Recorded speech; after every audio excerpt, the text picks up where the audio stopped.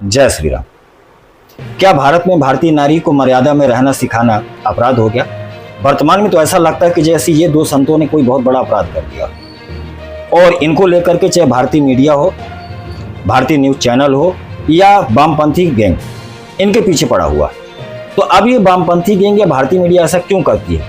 इसका एक छोटा सा मैं उदाहरण देता हूँ, एक फिल्म की कहानी सुनाकर के आप समझ जाएंगे कि ऐसा क्यों कर रहे हैं। एक फिल्म आई थी बागबान, अमिताभ बच्चन अभिनीत।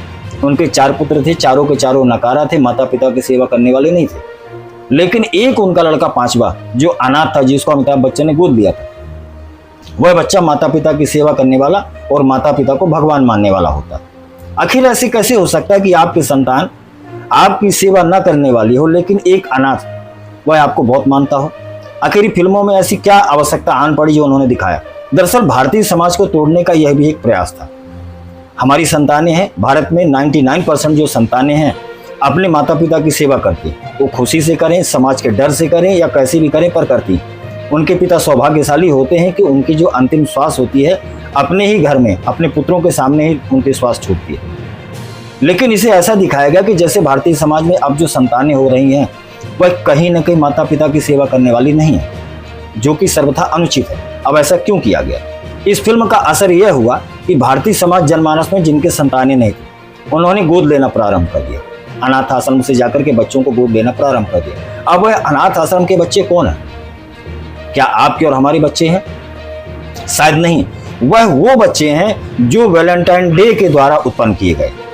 वो बच्चे थे जो लिव इन रिलेशनशिप में रहने वाले लोगों ने पैदा किए।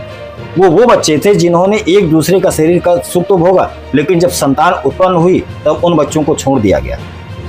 यह क्यों हुआ?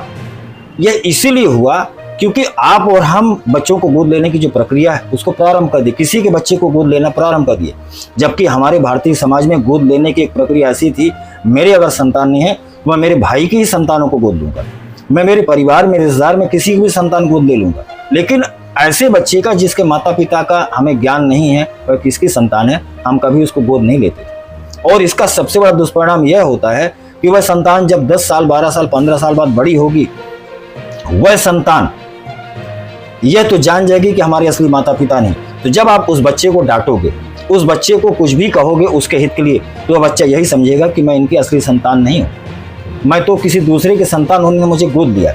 और आपकी डांट उस बच्चे को जहर के समान लगेगी, जिसका उदाहरण है यह आपके सामने लिंक चल रही है। एक बच्ची जो 3 दिन की थी, जिसको एक महिला ने उठा करके अपने घर में ला करके पाला, लेकिन उस बच्ची ने क्या किया? जवान होते ही माता पिता को मार डाला। यह होता है समाज में गंदगी परोसने का कार्य। और भारतीय समाज में गंदगी परोसने का सिर्फ और सिर्फ मुख्य कारण यही है कि इस देश में जब तक कि वैलेंटाइन डे जैसे देश मनाए जाते रहेंगे तब तक इस देश में जो मेडिकल कंपनियां हैं वह लॉबी जो है इस देश में गंदगी परोसती रहेगी। तब तक इस देश में प्रेगनेंसी टेस्ट के किट बढ़ते रहेंगे, तब तक इस देश में ड्रग्स बढ़ते रहेंगे, तब तक इस देश में जोश या उत्साहवर्धक गोलियां बढ़ती रहेंगी, तब तक इस देश में बच्चों को नष्ट करने वाली गोलियां उत्पन्न होती रहेंगी। और यह एक बहुत बड़ी मेडिकल लॉबी है जो यह चाहती है कि इस देश में जब तक कि गंदगी फैलती रहेगी तब तक कि हमारा धंधा खूब फलता फूलता रहेगा।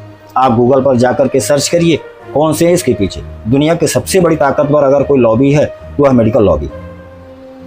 दुनिया में जितने भर कार्य हो रहे हैं इनके ही दम पे हो रहे हैं। इन्होंने ही कहीं ना कहीं अवैध NGO बना लिए, कहीं ना कहीं इन्होंने गलत धंधे प्रारंभ कर दिए। लोगों को जिस देश को बर्बाद करना होता है उस देश के अंदर ये वामपंथी गैंग को एक्टिव करते हैं। बॉलीवुड के फिल्म स्टार या भारतीय मीडिया को तो कहीं ना कहीं उनको पैसे दे करके यह नंगा नाच करवाते हैं, जिसका परिणाम आज वर्तमान में हमारे यह 2 राष्ट्रवादी संत भुगत रहे और इस खेल को खत्म करने का प्रयास कर रहे हैं यही 2 महान संत।